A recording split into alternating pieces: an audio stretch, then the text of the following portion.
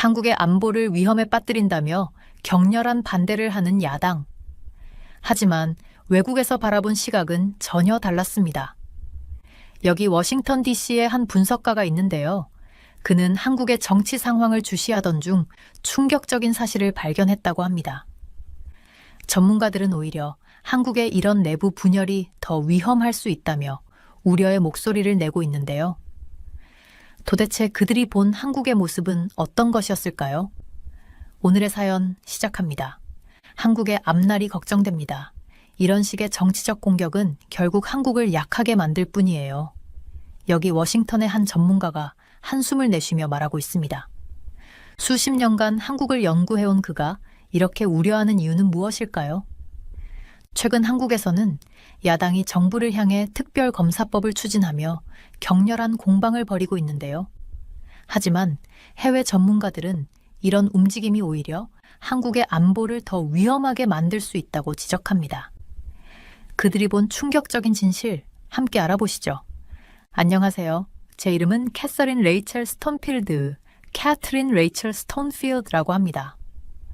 저는 그 뉴스가 터졌을 때 정확히 어디에 있었는지 기억이 나요.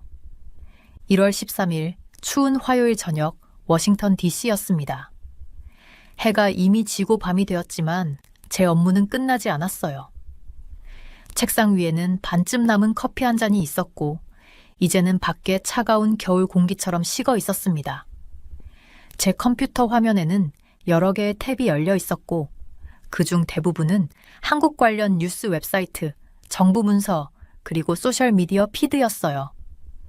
저는 동아시아 관계를 전문으로 하는 정치 분석가로 주로 그 지역의 국가들 간의 복잡한 관계를 연구하죠. 하지만 오늘 밤은 달랐어요. 한국 정치에서 무언가 큰 일이 일어나고 있었고 제 직감은 그 일이 모든 것을 바꿀 거라고 느꼈어요. 저는 화면에 더 가까이 다가가서 그 속보를 다시 읽어봤어요. 정확히 이해한 것인지 확인하려고요. 더불어민주당, 즉 한국의 주요 야당이 특별검사법을 통과시킨 거였어요. 그런데 이 법안은 단순한 법안이 아니었어요. 윤석열 정부를 겨냥한 법안이었죠. 특별검사법을 생각해보면 마치 학교에서 교장이 어떤 심각한 사건에 대해 특별조사를 시작하는 것과 비슷한데 이건 국가적인 차원의 일이었어요. 더불어민주당은 외부 안보 위협이라고 불리는 문제를 조사하고자 했죠. 쉽게 말하면 윤석열 정부가 다른 나라들과의 관계를 잘못 사용해서 한국이 위험해질 수 있다는 주장이었어요. 저는 휴대폰을 꺼내서 제 동료인 사라에게 문자를 보냈어요. 사라는 시내 다른 곳에 있는 싱크탱크에서 일하는데 저는 그녀에게 이거 봤어요? 라고 보냈어요. 더불어민주당이 대형 폭탄을 터뜨렸어요. 사라의 답장을 기다리며 저는 노란 법률 패드에 메모를 시작했어요. 디지털 시대에도 여전히 못 버리고 있는 습관이에요. 이 법안의 함의는 정말 컸고 저는 그 내용을 하나씩 분석해야 했죠. 첫째, 이 일은 한국 내부 정치에만 국한되지 않았어요. 한국이 북한과의 관계에서 내리는 모든 결정은 다른 나라에도 영향을 미쳐요. 특히 미국에요. 마치 연못에 돌을 던지면 파문이 일어나듯 그 영향은 주변 모든 나라에 닿아요. 더불어민주당의 주장은 심각했어요. 그들은 윤석열 정부가 여러 외교 정책을 통해 국가안보의 위험을 초래했다고 주장했어요. 군사작전 처리, 북한이 도발했을 때의 대응, 그리고 다른 나라들과의 협력 방식 등이 그 예였죠. 그때 제 폰이 울리더니 사라의 답장이 왔어요. 이건 모든 걸 복잡하게 만들 거예요. 이미 한미 관계는 줄타기 중이었는데 사라가 맞았어요. 이 상황을 지켜보는 미국인으로서 이 일이 우리 두 나라의 관계에 어떤 영향을 미칠지에 대해 생각하지 않을 수 없었어요. 미국과 한국은 수십 년 동안 가까운 동맹국이었어요. 서로의 등을 밀어주는 가장 친한 친구처럼요. 하지만 가장 강한 우정도 한쪽이 내부 문제에 부딪히면 시험대에 오를 수 있죠. 저는 제 사무실 벽에 걸려있는 서울 방문 당시 찍은 사진들을 흘끗 보았어요. 분주한 강남거리, 웅장한 경복궁, 그리고 한강의 저녁 노을. 그 아름다움 뒤에는 심각한 정치적 도전과 씨름 중인 나라가 있었어요. 저는 컴퓨터에서 새 문서를 열고 초기 분석을 작성하기 시작했어요. 오늘은 그냥 평범한 업무일이 아니었어요. 이건 동아시아 정치 지형을 바꿀 수도 있는 일의 시작이었어요. 글을 쓰면서 저는 이 정치적 폭풍이 한국의 평범한 사람들에게 미칠 영향을 생각했어요. 서울의 상인들, 부산의 학생들, 시골의 농부들, 모두 이 정부에서 일어나는 일들로 영향을 받을 거예요. 창밖 하늘은 완전히 어두워졌지만 저는 밤이 아직 끝나지 않았음을 알았어요. 이 이야기는 이제 시작이었고 저는 이 모든 면을 이해해야 했어요. 결국 제 일은 복잡한 정치 상황을 이해하고 그것이 관련된 모든 사람들에게 무엇을 의미하는지 설명하는 일이니까요. 그때는 몰랐지만 이게 훨씬 더 긴 이야기의 첫 번째 장에 불과했어요. 이 이야기는 한국 민주주의의 강도와 한국과 나머지 세계와의 관계를 시험할 일이었어요. 저는 워싱턴 DC 사무실에서 연구 자료들을 책상에 쭉 펼쳐놓았어요. 아침 햇살이 창문을 통해 들어오고 있었고 저는 특별검사 법안에 대한 세부 사항들을 하나하나 살펴보고 있었죠. 커피는 식어가고 있었지만 읽는 것을 멈출 수 없었어요. 한국 정치에 대해 몇 년 동안 연구해온 사람으로서 이 일이 정말 심각하다는 걸 알았거든요. 생각보다 더 큰 일이다. 제가 혼자 중얼거리며 번역된 문서들을 넘겼어요. 야당은 단순한 불만을 제기하는 게 아니었어요. 윤 대통령 정부에 대한 엄청난 혐의를 제기하고 있었죠. 제가 찾은 내용을 하나씩 설명할게요. 우선 북방 한계선, NLL에 대한 언급이 많았어요. 이걸 북과 남을 잇는 바다에 그어진 선이라고 생각하면 돼요. 실질적으로는 두 나라 간의 평화를 유지하는 보이지 않는 울타리 같은 거죠. 야당은 윤 대통령 정부가 이 선 근처에서 문제를 일으키고 있다고 주장했어요. 군함과 군용기들이 북한 수역에 너무 가까이 가고 있다는 거예요. 마치 잠든 곰을 건드리는 것처럼 말이죠. 저는 컴퓨터 화면에 위성 지도를 띄워봤어요. 위에서 보면 NLL 지역이 그렇게 작은 것처럼 보였지만 그 중요성은 너무나도 잘 알고 있었어요. 그곳에서 작은 실수라도 생기면 큰 문제가 될 수 있거든요. 작년에 한국을 방문했을 때 그 지역을 순찰하는 군함들을 본 기억이 났어요. 그때 모든 게 더 실감나게 느껴졌죠. 그 다음엔 풍선과 관련된 흥미로운 이야기가 있었어요. 일반 풍선이 아니라 메시지를 실은 특수 풍선들이었죠. 북한이 풍선에 메시지를 실어 남한으로 보냈고 야당은 윤 대통령 정부의 대응 방식이 너무 공격적이었다고 비판했어요. 저는 양쪽 입장을 모두 이해할 수 있었어요. 북한의 풍선은 무시할 수 없지만 그렇다고 과잉 반응을 보일 필요는 없잖아요. 더 깊이 파고들다 보니 또 다른 혐의들이 나왔어요. 야당은 확성기 방송에 대해 불만을 표했어요. 한국은 북한과의 국경 근처에 대형 스피커를 설치하고 그쪽으로 메시지를 전송하고 있었어요. 이 메시지들은 단순한 게 아니었어요. 남한에서의 삶을 북한 주민들에게 알리는 내용이었죠. 야당은 이런 일이 위험하고 북한을 자극할 수 있다고 생각했어요. 또 다른 걱정거리는 전단지였어요. 전단지는 메시지를 담은 종이들이 북한으로 날아가는 건데 마치 담벼락 너머로 종이 비행기를 던지는 것처럼 북한 정부를 비판하는 내용이었어요. 야당은 이것도 너무 위험하다고 봤죠. 하지만 제게 가장 큰 주목을 끈 건 우크라이나와 관련된 일이었어요. 윤 대통령은 우크라이나에 군사 지원을 보냈고 야당은 이 부분에 대해 굉장히 화가 나 있었어요. 그들은 먼 곳의 분쟁에 개입하는 것이 한국의 안보의 문제를 일으킬 수 있다고 우려했죠. 저는 책상에서 물러나 창문으로 걸어갔어요. 창밖으로는 멀리 국회의사당이 보였죠. 워싱턴 DC에 있다는 건 국제관계에 대한 중요한 결정을 내리는 곳에 있다는 의미였고 모든 것이 어떻게 연결되어 있는지 다시 한번 생각하게 만들었어요. 서울에서 일어나는 일들이 서울에만 그치지 않고 전 세계 나라들 간의 관계에 영향을 미친다는 걸 실감했죠. 야당은 아주 강한 표현을 쓰고 있었어요. 그들은 윤 대통령의 행동을 반역이라고 불렀죠. 마치 윤 대통령이 나라를 배신한 것처럼 말이죠. 하지만 저는 모든 증거를 살펴보며 생각했어요. 이게 정말 한국의 해가 될 수 있는 위험한 행동이었을까? 아니면 북한의 위협에서 나라를 지키기 위한 필요한 조치였을까? 저는 전화를 들고 서울에 있는 연락처들에게 전화를 걸기 시작했어요. 현지 사람들은 이 일에 대해 어떻게 생각하는지 듣고 싶었어요. 이런 정치적 싸움들이 한국의 일상에 어떻게 영향을 미치는지 궁금했죠. 시간이 지나면서 제 노트에는 3페이지 분량의 질문들이 적혔어요. 윤 대통령이 너무 공격적이었을까? 아니면 그저 신중했던 걸까?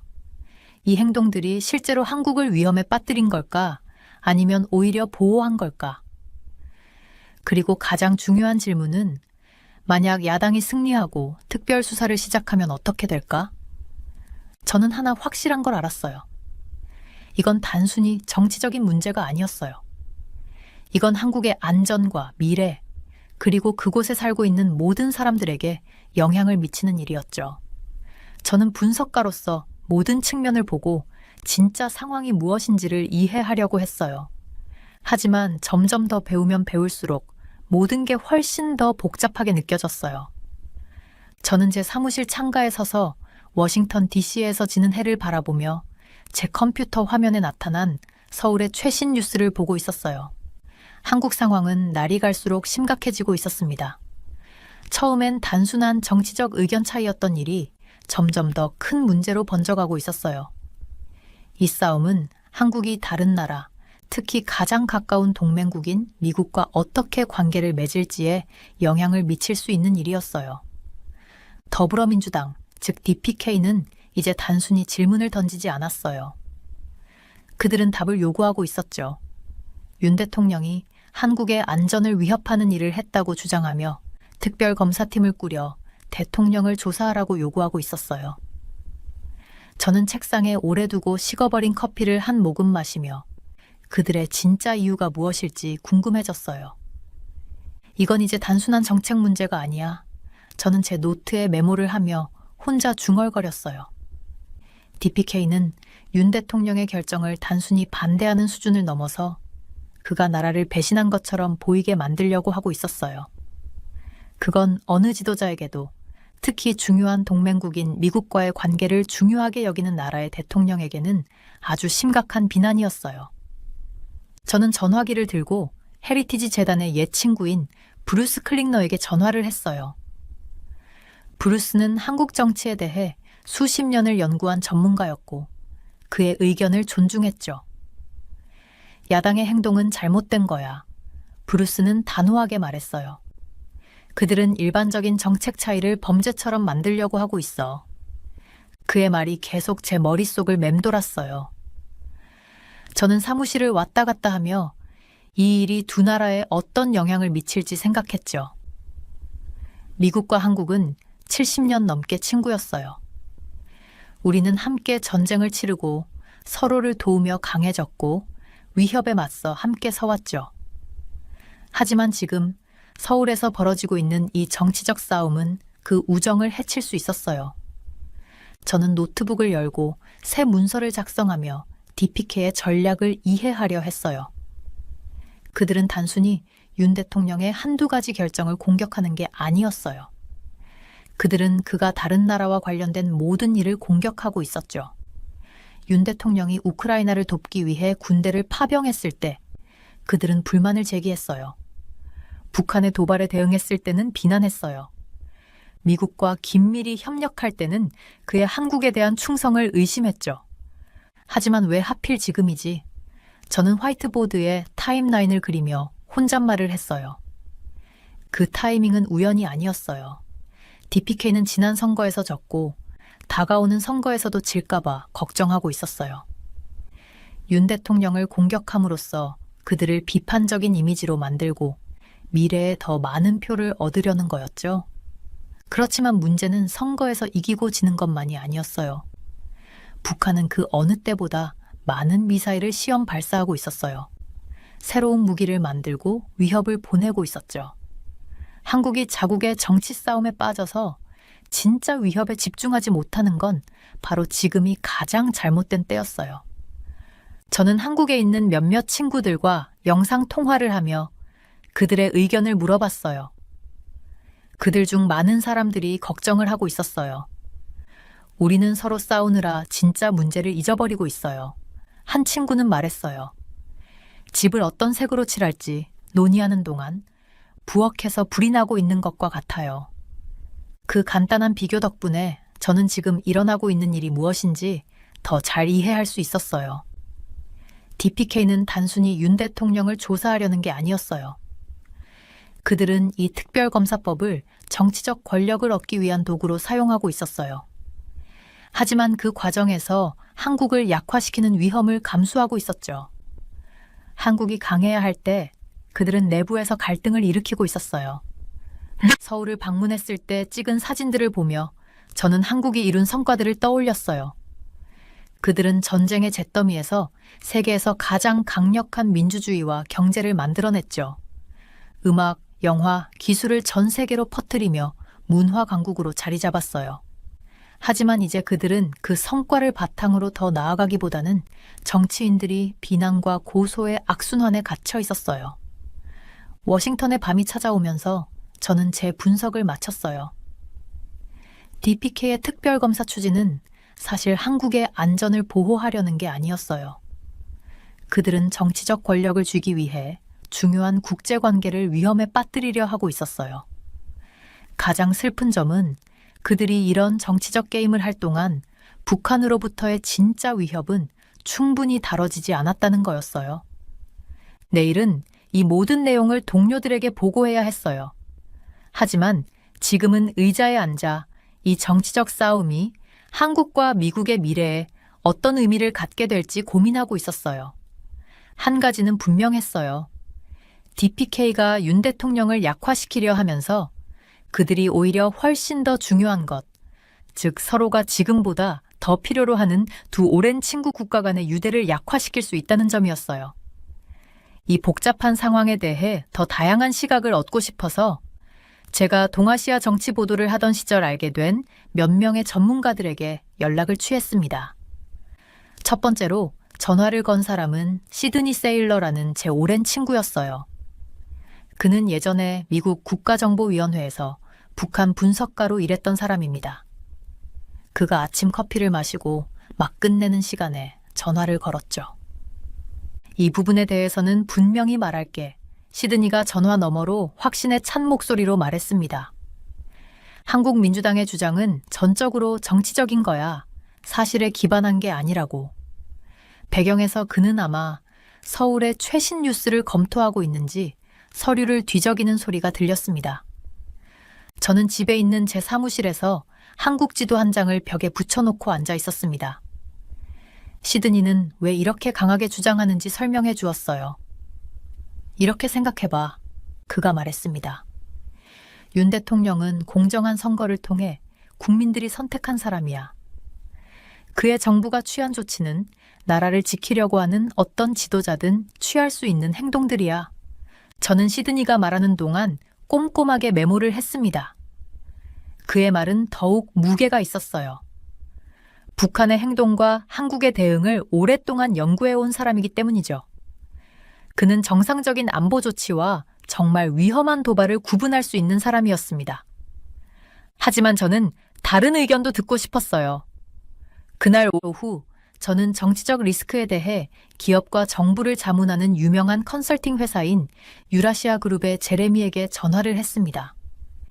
제레미는 서울에서의 2주간의 출장에서 막 돌아온 참이라 그의 의견이 아주 신선하고 관련성이 높았습니다. 야당은 주장이 심각하게 문제가 있어 제레미가 영상통화 중에 말했습니다.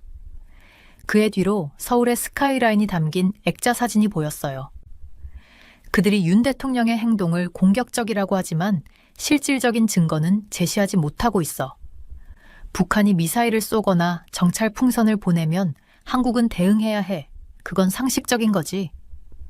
제레미는 의자에 앉아 몸을 앞으로 기울이며 말을 이었어요. 이렇게 생각해봐. 누군가 내 집에 돌을 던지면 네가 CCTV를 설치하고 울타리를 칠 거잖아. 그게 공격적인 게 아니야. 그건 그냥 자기 자신을 보호하는 거지. 윤 대통령이 하는 것도 그런 거야. 저는 이 비유가 아주 이해하기 쉬운 방식이라고 생각했어요. 국제 정치에서 가끔 복잡한 용어에 휘말려 본질을 잃어버리기도 하는데 이런 간단한 원칙들이 상황을 잘 설명해 주는 경우가 많습니다. 다음 날, 저는 여러 전문가들이 의견을 나누는 온라인 회의에 참석했어요. 그중 조지타운 대학의 국제관계학 교수인 사라 첸 박사의 말이 인상 깊었습니다. 우리는 더 큰 그림을 봐야 합니다. 그녀가 발표 중에 말했어요. 한국은 매우 어려운 지역에서 중요한 미국의 동맹국입니다. 야당이 이런 주장을 할 때 그것은 단순히 국내 정치에 영향을 미치는 게 아니에요. 동맹국과 잠재적인 위협들에게 혼란스러운 신호를 보내는 겁니다. 여러 전문가들의 말을 들으면서 하나의 분명한 패턴이 나타났어요. 그들 모두 윤 대통령 정부가 완벽하다고 생각한 건 아니었어요. 결국 어느 정부도 완벽할 수 없죠. 하지만 모두가 동의한 점은 야당의 주장이 과장되었다는 거였어요. 그들은 특별검사법을 진지한 안보 우려를 해결하려는 노력이라기보다는 정치적 도구로 보고 있었죠. 제가 가장 인상 깊게 느낀 부분은 각기 다른 배경과 시각을 가진 전문가들이 결국 같은 결론을 도출했다는 점이었어요. 민주당은 국가안보 문제를 정치적 이득을 위한 수단으로 사용하고 있었다는 거였죠. 이 문제는 단순히 한국을 보호하는 문제가 아니라 나라의 미래를 누가 좌지우지할 것인가에 관한 문제였어요. 저는 그날 저녁 제 메모를 정리하면서 제가 배운 것들에 대해 생각했어요. 전문가들의 의견 덕분에 윤 대통령의 결단이 정책적인 관점에서 논란이 될 수는 있지만 야당이 주장하는 그런 위험한 도발은 아니라는 걸 알게 되었어요. 오히려 북한 같은 위협적인 이웃을 상대하는 데 필요한 신중한 균형을 맞추려는 노력이라고 봐야 했죠. 그날의 연구를 마무리하면서 한 가지 궁금증이 생겼어요. 이 정치적 대립이 한국이 실제 안보 위협을 처리하는데 어떤 영향을 미칠지. 그 질문에 대한 답은 한국뿐만 아니라 이 지역 전체에 중요한 영향을 미칠 거예요. 저는 워싱턴 DC에 있는 제 사무실 창가에 서서 봄바람에 흔들리는 벚꽃을 바라봤어요. 이 나무들은 몇 년 전에 일본에서 선물로 받은 것인데 항상 우리가 얼마나 연결되어 있는지를 상기시켜줍니다. 오늘은 그 벚꽃을 보며 또 다른 중요한 연결, 바로 미국과 한국 간의 관계에 대해 생각하게 되었어요. 더불어민주당이 추진하고 있는 특별검사법은 갈수록 저를 더 걱정스럽게 만들었어요. 저는 커피잔을 들었어요. 커피는 이미 식어 있었고 아침 보고서를 읽으면서 시간이 많이 흘렀던 거죠. 제 컴퓨터 화면에는 서울에서 온 뉴스 기사들이 여러 개 열려 있었어요. 각각은 한국 정치 내에서 점점 커져가는 긴장을 그려내고 있었죠. 이게 모든 걸 바꿀 수 있겠군. 저는 혼자 중얼거리며 그동안 상황을 기록해온 노트를 펼쳤어요. 미국과 한국의 관계는 단순한 우정이 아니라 복잡한 지역에서 평화를 유지하는 것이었어요. 마치 위험한 동네에서 여러분을 지켜주는 가까운 친구가 있는 것처럼요. 미국과 한국이 서로에게 그런 존재라고 할 수 있죠. 최근에 있었던 사라와의 전화통화가 떠올랐어요. 사라는 우리 두 나라 간 군사협력에 주력하는 분석가였죠. 그녀는 한국 정부가 정치적 싸움에 너무 휘말리면 급하게 결정을 내려야 할 때 어려움을 겪을 수 있다고 했어요. 그녀의 말이 맞다고 생각해서 저는 그 말을 적어두었어요. 문제는 도미노처럼 연결되어 있었어요. 하나가 쓰러지면 다른 것도 이어서 쓰러질 수 있다는 거죠. 윤석열 정부가 특별검사법을 방어하는데 계속 시간을 쓴다면 미국과 군사적으로 긴밀히 협력하는데 어려움이 생길 수 있어요. 그러면 북한의 위협에 빠르게 대응하기 어려워질 수 있겠죠. 그건 마치 한 손을 묶은 채 농구를 하는 것과 같아요. 여전히 할 수는 있지만 훨씬 효과적이지는 않죠. 그때 제 폰이 울리며 제임스 펜타곤에서 근무하는 제 동료에게서 메시지가 왔어요. 서울에서 최신 여론조사 봤어요? 그가 물었죠. 저는 아직 보지 못했어요. 그래서 빠르게 조사를 해봤죠. 조사 결과 한국 국민들은 특별검사법에 대해 나뉘어 있었어요. 어떤 이들은 자국을 보호하기 위해 필요하다고 보았고, 또 다른 이들은 그것이 정치적 술책이라고 생각했어요. 그 여론조사를 보고 나니 좀 더 큰 그림을 생각하게 되었어요. 미국과 한국은 70년 넘게 동맹 관계를 유지해왔어요. 우리는 어려운 시기에 서로 돕고 기술을 공유하고 상품을 거래하며 동아시아에서 평화를 유지하려고 노력해왔어요. 마치 시간이 지나면서 더 깊어진 우정처럼요. 그런데 지금 한국의 이 정치적 싸움은 그 우정에 압박을 가하고 있었어요. 저는 다가오는 한국 외교관들과의 미팅을 캘린더에 표시했어요. 예전에는 어떻게 더 잘 협력할 수 있을지에 대한 논의가 주였지만 최근에는 긴장이 감돌고 있었어요. 외교관들은 정치적 상황이 그들의 업무에 어떻게 영향을 미칠지에 대해 걱정하는 모습이었죠. 마치 가족 간의 다툼이 저녁 파티에서 모두에게 불편함을 주는 것과 같았어요. 브루스 클링너의 경고가 계속 머릿속에서 맴돌았어요. 그가 맞았어요. 한국 정부가 이런 정치적 싸움에 휘말려 너무 약해진다면 중요한 결정을 내리기 어려워질 거예요. 이 문제는 단순히 정치적인 문제가 아니었어요. 특히 북한과 바로 국경을 맞댄 상황에서 우리가 빠르고 단호하게 행동할 수 있는 능력이 중요한 때였어요. 저는 상사들에게 제출할 보고서를 작성하기 시작했어요. 특별검사법은 우리의 동맹의 불확실성을 초래할 수 있다는 내용을 썼어요. 이 시점에서 우리는 그 어떤 것보다 명확하고 협력적인 관계가 필요했어요. 한국 정치에 대해 잘 모르는 사람들에게 이를 설명하려니 마치 방향을 두고 계속 논쟁하는 동안 차를 몰고 가는 것처럼 느껴졌어요. 결국엔 목적지에 도달하기 힘들어질 수 있죠. 우리는 민감한 북한 활동 정보를 한국과 공유할 때 한국이 그 정보를 정치적 논란에 휘말리지 않고 신속하게 처리할 수 있다는 신뢰가 필요했어요. 만약 반대파가 모든 안보 결정을 정치적 이슈로 만들게 된다면 그 신뢰가 약해질 수 있었어요. 창가로 다시 돌아가면서 저는 벚꽃을 사진 찍고 있는 관광객들을 보았어요. 이 나무들은 폭풍과 계절 변화 속에서도 살아남았어요. 마치 한미동맹이 많은 도전을 이겨내고 살아남은 것처럼요. 하지만 이번 정치적 상황은 달랐어요.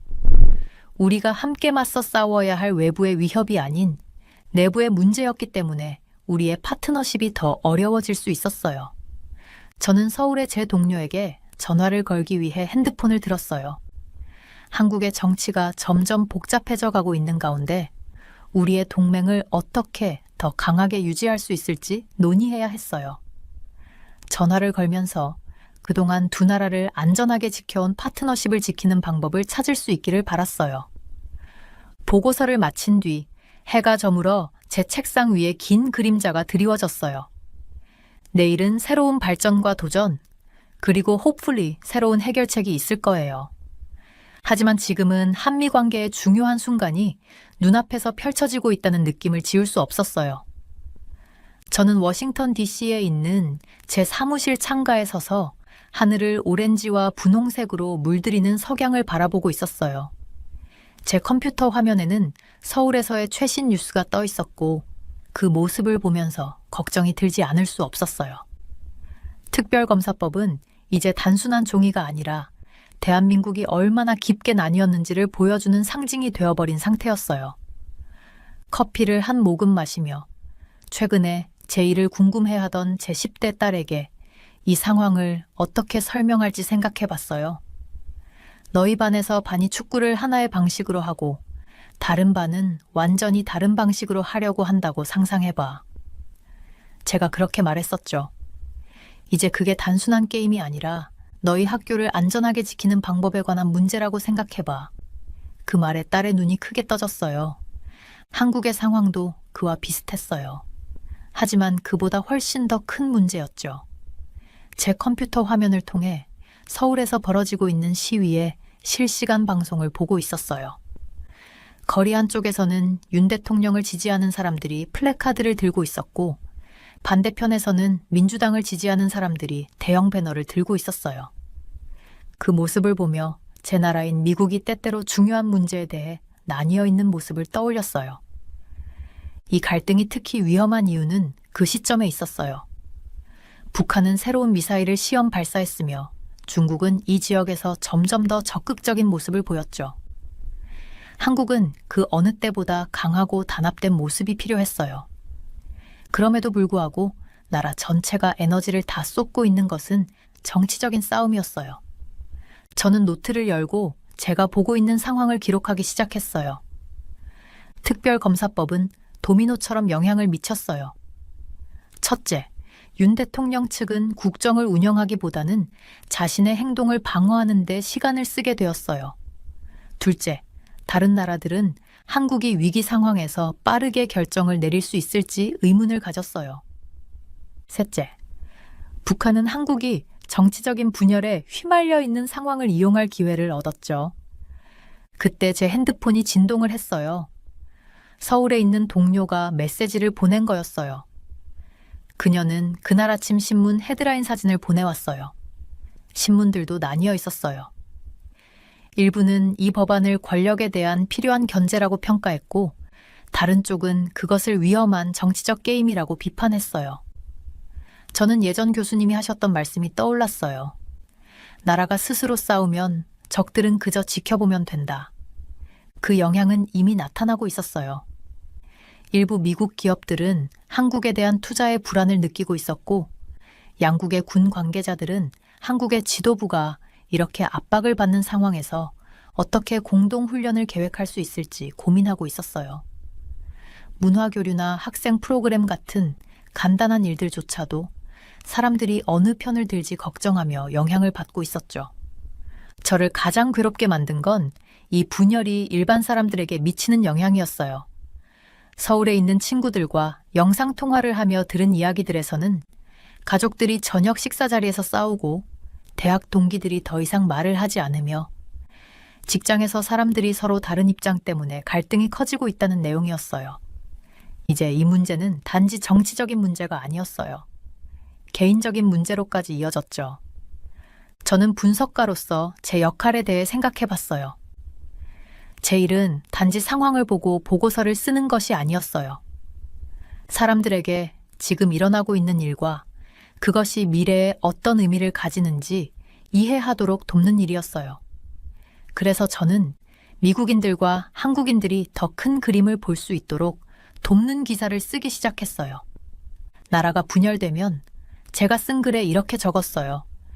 그 피해는 정치적인 것에 그치지 않고 개인적인, 경제적인, 문화적인 모든 측면에 영향을 미친다. 그것은 군사적인 큰 결정부터 일상적인 작은 선택에까지 영향을 미친다. 오늘날처럼 연결된 세상에서 어떤 나라도 스스로 싸우는데 시간을 너무 많이 쓰는 것을 감당할 수 없다. 그리고 최신 여론조사를 보니 흥미로운 점을 발견했어요. 정치인들은 나뉘어 있었지만 양쪽의 대부분의 일반 시민들은 같은 것을 원하고 있었어요. 안전한 나라, 강한 경제, 평화로운 미래. 그 차이는 그 목표를 어떻게 이룰 것인가에 있었어요. 워싱턴에 밤이 내려오면서 저는 기사를 마쳤어요. 저의 희망은 한국이 중요한 논쟁을 하되 그것들이 나라를 찢어놓지는 않도록 하는 방법을 찾기를 바라는 마음이었어요. 결국 민주주의의 힘은 항상 동의하는 데 있는 것이 아니라 의견이 다를 때에도 공익을 위해 함께 일할 수 있는 데 있다고 생각했어요. 컴퓨터를 끄기 전 서울에서 온 마지막 사진을 봤어요. 카페에서 젊은 학생들이 함께 식사를 하며 웃고 있었어요. 어떤 이들은 정부 지지 버튼을, 다른 이들은 야당 색깔의 옷을 입고 있었죠. 어쩌면 저도 모르게 희망이 있을지도 모르겠다고 생각했어요. 한국 민주주의의 진짜 시험은 이 정치적 싸움에서 누가 이기느냐가 아니라 싸움이 끝난 후 어떻게 다시 하나로 뭉칠 수 있느냐가 될 거라고 생각했어요. 한 미국 정치 분석가의 책상 위에 놓인 한 장의 사진. 그 사진 속에는 애리조나 피닉스 공항에 착륙한 대한항공 HL-8230편이 찍혀 있었습니다. 평범해 보이는 이 비행기가 미국을 발칵 뒤집어 놓은 이유는 무엇일까요? 이건 분명 일반적인 상황이 아니에요. 제가 15년간 공항에서 일하면서 이런 걸 본 적이 없습니다. 공항의 한 관계자는 그날 밤 목격한 장면을 떠올리며 심각한 표정을 지었습니다. 대체 그는 무엇을 봤던 걸까요? 더욱 놀라운 건 이 비행기가 도착한 시점입니다. 바로 2020년 미국 대선이 한창이던 그때였죠. 그리고 며칠 뒤 트럼프 전 대통령은 충격적인 발언을 했습니다. 우리는 모든 진실을 밝혀낼 것입니다. 이건 우리나라 역사상 가장 큰 스캔들이 될 수 있습니다. FBI 수사관들은 즉시 움직였고 국제적인 외교 문제로 번질 수 있는 이 사건은 점점 더 미스터리한 방향으로 흘러갔습니다. 과연 HR 2부 30편에서 정말 무슨 일이 있었던 걸까요? 그리고 이 사건이 한미 관계에 어떤 영향을 미치게 될까요? 오늘의 충격적인 이야기 지금 시작합니다. 처음 한국항공사 이야기를 들었을 때 저는 대학에서 제 사무실에 앉아 아침 이메일을 살펴보고 있었습니다. 제 이름은 알렉스 카버입니다. 저는 각 나라들이 서로의 정치에 어떻게 영향을 미치는지 연구하고 있습니다. 선거에 대해 많은 시간을 연구했고 국가들이 때때로 다른 나라에서 일어나는 일에 영향을 미치려는 방식에 대해서도 공부했습니다. 저는 박사학위를 가지고 있는데 이는 제가 이 주제들에 대해 더 깊이 연구했음을 의미합니다. 그날 아침을 선명하게 기억합니다. 제가 읽고 있던 내용이 매우 이상하게 느껴졌기 때문입니다. 그 이야기는 한국항공사의 비행기와 그 비행기가 2020년 미국 대선에 어떤 식으로든 관련이 있었을 가능성에 관한 것이었습니다. 단순히 비행기나 선거에 관한 일반적인 이야기가 아니었고 많은 사람들의 관심을 끌었던 이야기였죠. 특히 도널드 트럼프 전 대통령과 그의 지지자들이 큰 관심을 보였습니다. 사람들이 이야기하던 기본적인 내용은 한국항공사의 비행기가 대선 중에 미국으로 특수한 소포를 가져왔다는 것이었습니다. 어떤 사람들은 그 소포 안에 부정선거에 사용된 투표지가 들어있었다고 주장했습니다. 저는 이 이야기에 흥미를 가지게 되었고 그것이 제가 연구하는 여러 분야와 관련이 있었기 때문에 더 깊이 파고들어 보았습니다. 선거가 어떻게 운영되는지, 나라들이 서로 어떻게 상호작용하는지, 그리고 이런 이야기들이 국가 간의 관계에 어떤 영향을 미칠 수 있는지 등입니다. 제가 이 이야기를 더 파고들면서 그것이 다양한 뉴스 웹사이트와 소셜미디어를 통해 빠르게 퍼져나가는 모습을 보았습니다. 트럼프 전 대통령과 그의 지지자들은 특히 이 이야기와 관련이 깊었습니다. 그들은 2020년 대선에 뭔가 잘못된 점이 있다고 오랫동안 주장해왔고 이 한국항공사 이야기를 중요한 증거로 보고 있었죠.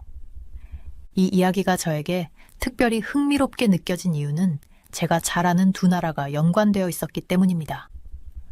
한국과 미국은 오랫동안 친구로 지내왔고 비즈니스나 서로를 보호하는 일 등에서 함께 협력해 왔습니다. 하지만 이번 이야기는 한국의 매우 중요한 회사인 한국항공사가 미국 대선과 관련된 사건에 연루됐을 가능성을 시사하고 있었습니다.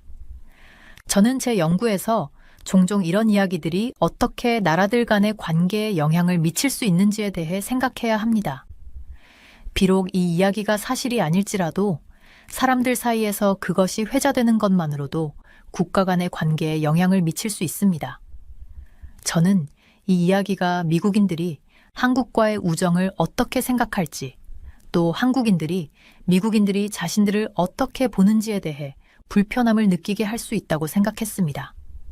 이 이야기를 깊이 파고들면서 저는 이것이 금방 사라지지 않을 것임을 알았습니다. 트럼프 전 대통령은 항상 뭔가 잘못된 점이 있다고 믿으면 그에 대한 답을 끝까지 추구하는 사람입니다. 저는 그가 이전에도 이런 방식으로 다른 이야기들에 대해 계속해서 질문을 던지고 세부 사항을 파고드는 것을 지켜본 적이 있습니다. 이번 이야기도 예외가 아닐 것임을 알 수 있었습니다. 그는 이미 많은 질문을 던지며 한국항공사 비행기와 관련된 모든 세부 사항을 조사하고 있었습니다. 이 이야기는 단순히 한 대의 비행기에 관한 질문을 넘어섰습니다. 사람들은 그것을 통해 선거가 공정한지 어떻게 알 수 있는지, 다른 나라들이 우리의 선거에 개입하려고 하지 않게 하려면 어떻게 해야 하는지와 같은 더 큰 문제에 대해 생각하게 되었습니다. 이런 질문들은 제가 수년간 연구해온 주제들이었지만 이제는 많은 사람들이 걱정하는 실제 이야기의 일부분이 되었습니다. 저는 이 이야기가 중요해질 수 있음을 직감하고 그것을 신중히 연구하기로 결정했습니다. 이 이야기가 사실인지 아닌지에 관계없이 그것이 미국과 한국이 어떻게 협력하는지, 사람들이 선거에 대해 어떻게 생각하는지, 그리고 나라들이 서로를 어떻게 신뢰하는지에 영향을 미칠 수 있음을 알았습니다.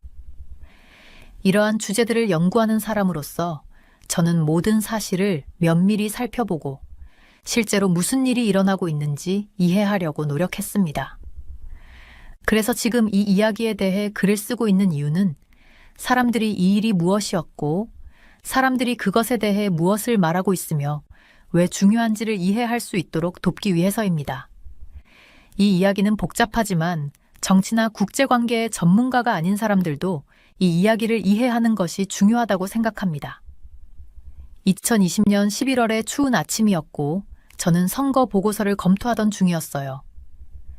그때 갑자기 제 전화가 울리더니 급한 메시지가 왔습니다. 한 동료가 애리조나 주 피닉스 공항에서 일어난 이상한 사건에 대해 알려주고 싶다는 거였어요. 정치 연구자로서 저는 새로운 정보에 대해 항상 조심해야 한다는 걸 배웠습니다. 하지만 이 이야기는 선거와 관련된 것만이 아니라 한국에서 온 비행기가 선거 당일 직후에 피닉스에 착륙했다는 내용이었기에 저의 관심을 끌었어요. 그 비행기, 즉 HL8230편은 그냥 평범한 항공기가 아니었어요. 그 전까지 이 비행기는 주로 비즈니스 리더나 정부 고위 인사들을 실어 나르던 비행기였죠. 이 이야기는 라이언 트윅이라는 남자가 나온 것으로 시작됐습니다. 라이언은 프로젝트 베리타스라는 단체와 함께 일했으며 그 단체는 조직 내 부정행위를 밝혀내려는 활동을 합니다. 라이언은 그가 이 비행기와 관련해 이상한 점을 보여주는 사진, 영상, 녹음 등을 가지고 있다고 주장했어요. 라이언에 의하면 이 비행기는 평소와 다르게 중요한 인사들을 태운 게 아니라 선거용 투표지가 들어있는 상자들을 실었다고 했습니다. 이 이야기가 더 흥미로웠던 건 라이언이 말하길 그 투표지들은 모두 한 사람에게만 표가 찍혀 있었다는 거였어요. 바로 조 바이든, 도널드 트럼프와 선거에서 맞붙은 후보였죠. 이 주장은 매우 심각했어요. 왜냐하면 애리조나는 선거에서 매우 중요한 주였고 두 후보 모두 그곳에서 반드시 이겨야 했거든요. 저는 라이언이 제공한 증거들을 몇 시간 동안 분석했습니다. 비행기의 시간대가 사람들로 하여금 많은 의문을 제기하게 만들었어요. 그 비행기는 선거 투표가 아직 집계 중인 시점에 피닉스에 착륙했거든요. 많은 사람들이 선거가 공정했는지에 대해 이미 걱정하고 있었고 이 소식은 그들을 더 걱정하게 만들었어요. 일부 사람들은 이 비행기가 한국이 선거 결과를 바꾸려 한 증거일 수 있다고 생각했죠. 왜냐하면 한국은 오랜 세월 동안 미국의 가장 가까운 친구였고 양국은 사업, 군사보호 등 여러 분야에서 긴밀히 협력해 왔거든요. 저는 피닉스 공항에 있는 여러 사람들과 이야기를 나누며 더 많은 정보를 찾으려 했습니다. 그곳에서 일하는 몇몇 직원들은 그 비행기가 착륙하는 걸 봤고 사람들이 큰 상자들을 내리는 것도 목격했다고 했어요. 하지만 그 상자들 안에 무엇이 들어있는지 확실하게 말해주는 사람은 없었어요. 한국항공, 즉 그 비행기의 소유주인 항공사는 빠르게 이 이야기는 사실이 아니라고 밝혔습니다. 그들은 그 비행기가 단순히 다른 비행기를 위한 음식이나 항공 부품 같은 일반적인 짐을 싣고 있었다고 설명했어요. 하지만 여전히 해결되지 않은 의문들이 많았어요. 일부 사람들은 비행기 내부를 봤다고 말하며 모든 승객 좌석이 제거되어 짐을 실을 공간이 마련된 상태였다고 했습니다. 이건 이상했어요. 왜냐하면 이 비행기는 원래 매우 중요한 승객들을 태우는 비행기였기 때문이죠. 그런데 왜 좌석을 다 제거했을까요? 저는 직접 비행 기록을 확인해 봤습니다. 기록에 따르면 HL8230편은 2020년 11월 5일 인천국제공항에서 출발했어요. 이 비행기는 피닉스를 거쳐 시애틀에 들렀다가 다시 한국으로 돌아갔습니다. 이 일은 바로 선거 직후 사람들이 다음 대통령이 누가 될지 기다리고 있던 시점에 일어난 일이었죠. 한국항공이 잘못된 일이 없다고 말했지만 많은 사람들은 여전히 이 이야기를 이야기했습니다. 신문에 나오고 TV 뉴스에서도 다뤄졌습니다. 선거 결과를 믿지 못하는 사람들은 이것이 불공정한 일이 있었다는 증거일 수 있다고 생각했죠. 저는 이야기를 더 깊이 파고들면서 답보다는 질문이 더 많아졌어요. 이건 그냥 평범한 화물 비행기가 이상한 시간에 도착한 것일 뿐일까요? 아니면 그 뒤에 더 많은 일이 있었던 걸까요? 확실한 건 이 사건이 사람들의 관심을 끌었고 우리가 선거를 얼마나 안전하고 공정하게 지켜야 하는지에 대해 다시 한번 생각하게 만들었다는 점이었어요. HL230편의 이야기는 오늘날 선거가 얼마나 복잡해질 수 있는지를 보여줍니다. 오늘날 세계에서는 한 나라에서 일어난 일이 다른 나라에도 영향을 미칠 수 있죠. 저는 계속해서 이 사건을 조사하면서 이 일이 단순히 한 비행기나 한 선거에 관한 것이 아니라 신뢰와 국제관계, 그리고 우리 투표 시스템이 모든 사람에게 제대로 작동하는지 확인하는 문제라는 걸 깨달았습니다. 저는 한국항공 HL8230편에 대한 더 많은 정보가 나오면서 뉴스를 자세히 지켜봤습니다. 정치 분석가로서 저는 모든 정보를 제대로 이해해야 했습니다. 그 이야기는 날이 갈수록 점점 더 흥미로워졌습니다. 한국항공은 사람들이 비행기에 대해 질문을 하기 시작하자 빠르게 대응했습니다. 그들은 이것이 그냥 일반적인 비즈니스 비행으로 항공기 식사나 장비 같은 평범한 짐을 실은 것뿐이라고 말했습니다. 저는 제 사무실에서 그들의 성명을 읽었던 기억이 납니다. 사무실 벽에 비행 경로를 표시한 지도를 붙여놓고 있었죠. 항공사는 아무 일도 없었다고 강하게 주장했습니다. 그들은 비행기에는 여전히 모든 좌석이 그대로 있고 절대로 투표용지는 실려 있지 않다고 했습니다. 하지만 뭔가 이상했습니다. 점점 더 많은 사람들이 자신이 본 것을 이야기하기 시작했습니다. 저는 여러 공항 직원들과 인터뷰를 했고 그들은 그날 비행기를 본 경험에 대해 말해주었습니다. 그들은 비행기 내부가 일반적인 여객기와 달랐다고 설명했습니다. 그들 말에 의하면 많은 좌석이 제거되어 짐을 실을 공간이 만들어졌다고 했습니다. 이건 좀 이상했습니다. 왜냐하면 그 비행기 HL8230편은 보통 중요한 VIP들을 실을 때 사용되었기 때문입니다. 저는 며칠 동안 비행 기록을 살펴보며 시간 순서를 맞추기 위해 책상 위에 서류를 펼쳐두고 분석했습니다. 기록에 따르면 HL8230은 2020년 11월 5일 한국 김포공항에서 이륙했습니다. 이는 선거 이틀 후였고 모두가 아직 표를 세고 있던 때였습니다. 그 비행기는 미국에서 2번의 중간 기착을 했습니다. 첫 번째는 아리조나주 피닉스, 두 번째는 워싱턴주 시애틀이었습니다. 그리고 다시 한국으로 돌아갔습니다. 그 시점이 저를 궁금하게 만들었습니다. 왜 VIP 비행기를 화물 운반용으로 개조했을까요? 그리고 왜 이렇게 중요한 시점에 특정한 기착지를 선택했을까요?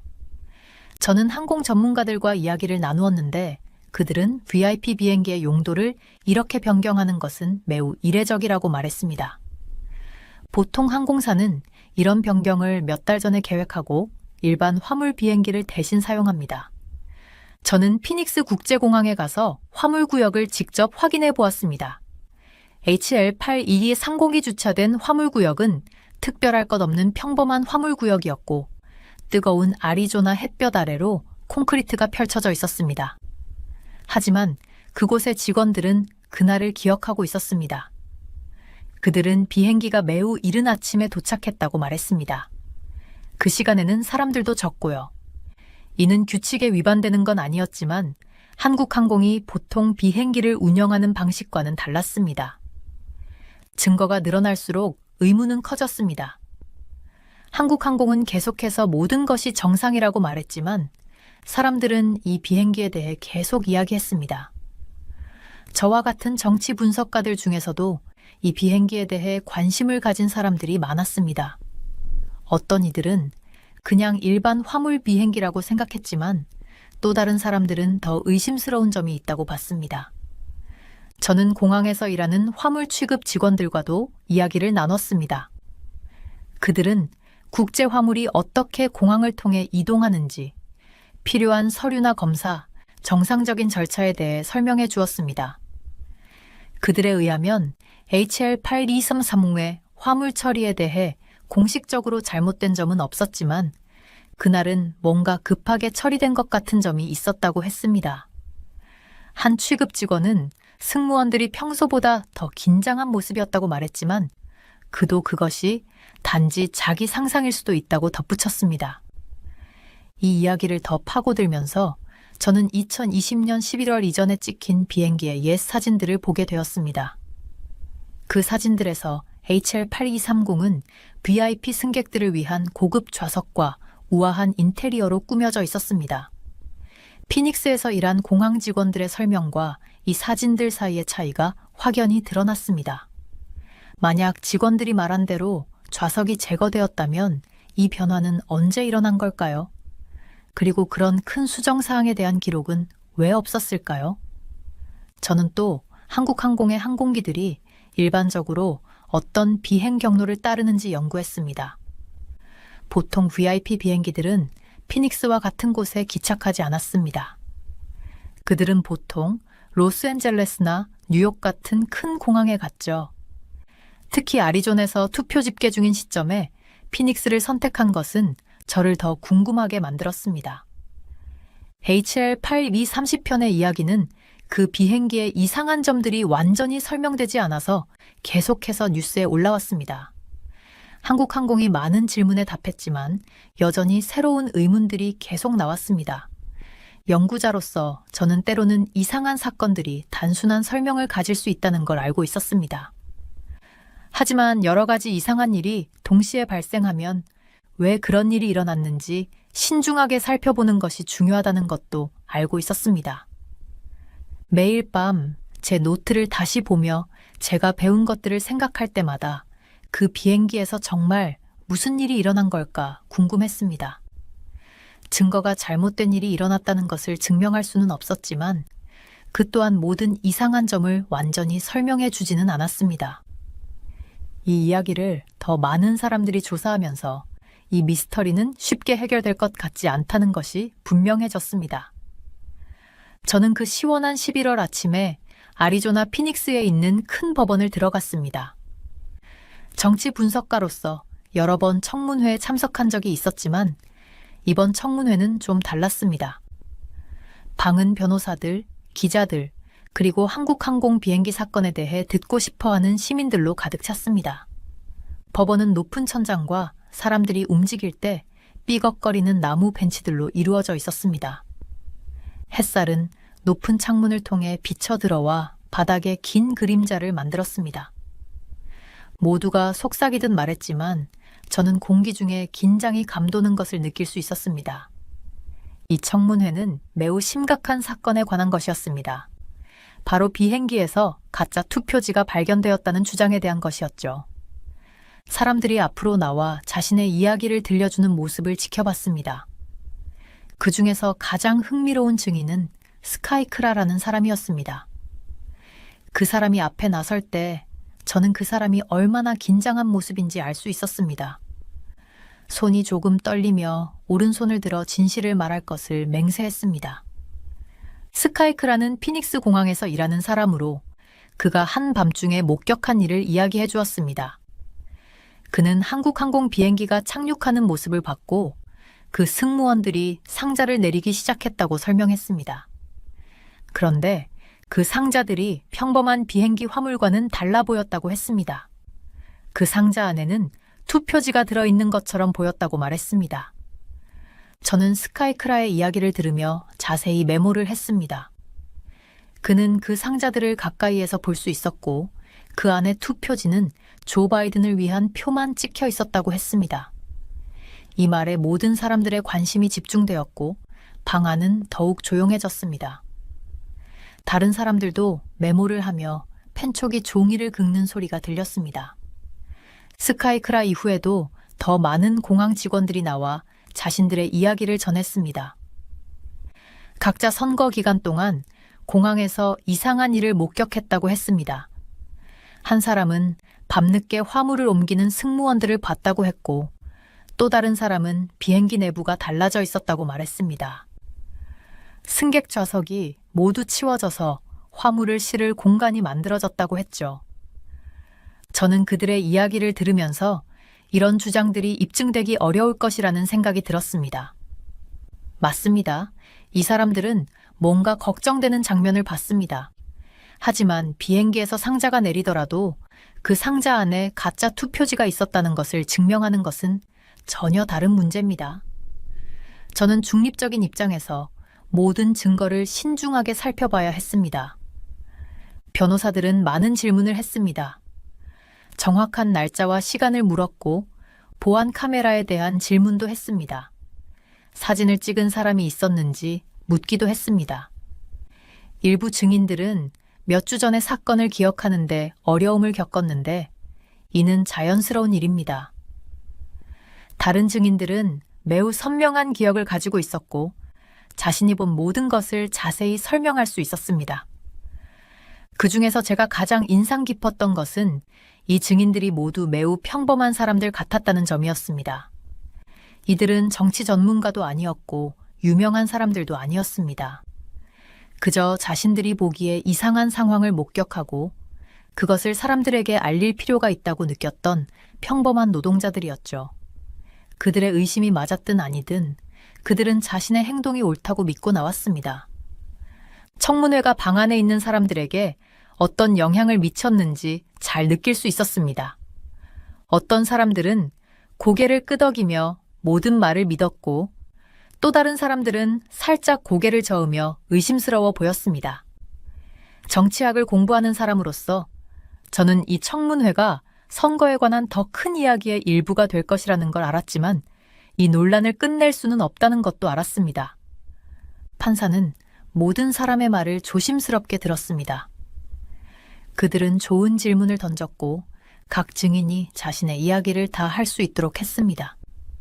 이것이 바로 우리의 법적 시스템이 작동하는 방식입니다. 우리는 증거를 듣고 무엇이 정말 일어난 것인지 알아보려고 노력합니다. 하루가 끝날 무렵 우리는 12명의 증인으로부터 이야기를 들었습니다. 일부 이야기는 다른 증인들과 일치했지만 세부 사항은 조금씩 달랐습니다. 같은 사건을 본 사람들이라 해도 각자 다른 것을 보고 각기 다른 방식으로 기억하기 때문에 이런 일은 흔합니다. 제가 노트북을 챙기고 법원을 떠날 준비를 하면서 이번 청문회가 무엇을 의미하는지 생각해 보았습니다. 그것은 진실을 알아내는 것이 얼마나 복잡할 수 있는지를 보여주었습니다. 누군가가 의심스러운 것을 봤다고 해서 그것이 반드시 범죄가 있었다는 의미는 아닙니다. 그러나 사람들이 걱정되는 일을 보고했다면 그 말을 귀 기울여 듣는 것도 중요합니다. 이 청문회는 한국항공 비행기에 대한 최종적인 답을 주지는 않았습니다. 대신 우리가 더 조사해야 할 질문들을 남겼습니다. 이런 일들은 보통 이렇게 진행됩니다. 우리는 정보를 조금씩 모아가며 마치 퍼즐을 맞추듯 진실에 다가갑니다. 일부 조각은 명확하게 맞아떨어지지만 다른 조각은 더 많은 검토가 필요합니다. 저는 한국항공에 관한 이야기가 뉴스 채널과 소셜미디어를 통해 퍼져나가는 모습을 지켜봤습니다. 한국항공은 자신들이 잘못한 것이 없다고 했지만 많은 사람들은 여전히 답을 원했습니다. 정치 분석가로서 저는 이런 종류의 이야기가 하룻밤 사이에 사라지지 않을 것이라는 걸 잘 알고 있었습니다. 매일 아침 저는 제 휴대폰으로 수사에 대한 새로운 업데이트를 확인했습니다. 미국의 주요 법 집행기관인 FBI가 이 사건을 조사하고 있었고 그들은 한국항공이 가짜 투표지를 미국으로 반입했다는 증거를 찾지 못했지만 여전히 정보를 수집하고 있었습니다. FBI가 수사가 계속 진행 중이라고 발표할 때마다 더 많은 사람들이 이 이야기를 온라인에서 공유하는 것을 보았습니다. 어느 날 저는 피닉스에 있는 작은 식당을 방문했습니다. 그곳은 많은 지역 주민들이 모여 정치에 대해 이야기하는 곳이었습니다. 그곳에서 밥이라는 노인분이 한국 항공 비행기가 피닉스 공항에 있던 사진들을 저에게 보여주었습니다. 이걸 봐요. 그는 화면을 가리키며 말했습니다. 왜 승객이 없는 비행기가 여기 착륙하죠? 저는 팬데믹 동안 많은 여객기들이 화물을 싣고 다녔다고 설명했지만 그분은 여전히 믿지 않는 듯 했습니다. 이 사건으로 미국과 한국 간에 문제를 일으켰습니다. 이 두 나라는 오랫동안 친구로서 서로 무역과 군사 방어에서 도와왔습니다. 그런데 지금 두 나라 모두에서 일부 사람들은 화가 나고 의심하고 있었습니다. 한국 정부는 미국 대선과 관련이 없다고 공식 발표했지만 그럼에도 불구하고 혐의는 계속해서 긴장을 일으켰습니다. 저는 다른 정치 전문가들과 이 사건이 만약 사실로 밝혀진다면 어떤 일이 일어날지에 대해 이야기했습니다. 많은 전문가들은 이것이 큰 문제를 일으킬 것이라고 생각했습니다. 미국은 한국과의 무역을 잠시 중단하거나 군사방어 협력 방식을 바꿀 수도 있다고 했습니다. 일부는 이것이 중국이 아시아에서 더 강해지는 계기가 될 수 있다고 우려했습니다. 왜냐하면 미국과 한국이 서로를 덜 신뢰하게 되면 중국은 그 틈을 이용할 수 있기 때문입니다. 트럼프 전 대통령의 팀은 계속해서 조사를 촉구했습니다. 그들은 사설 조사관과 변호사를 고용해 증거를 찾고 있었습니다. 트럼프 자신도 연설 중에 한국 항공 이야기를 언급하며 다른 나라들이 대선 결과를 조작하는데 도움을 줬을 수 있다고 말했습니다. 그의 지지자들은 한국 항공 사무소 앞에 모여 플래카드를 들고 답을 요구했습니다. 저는 아리조나의 선거 관계자들과 대화했는데 그들은 한국 항공 비행기에 대한 질문에 답하는데 지쳐 있었습니다. 그들은 투표 집계 과정이 얼마나 철저한지 그리고 가짜 투표지를 추가하는 것이 얼마나 어려운 일인지 설명해 주었습니다.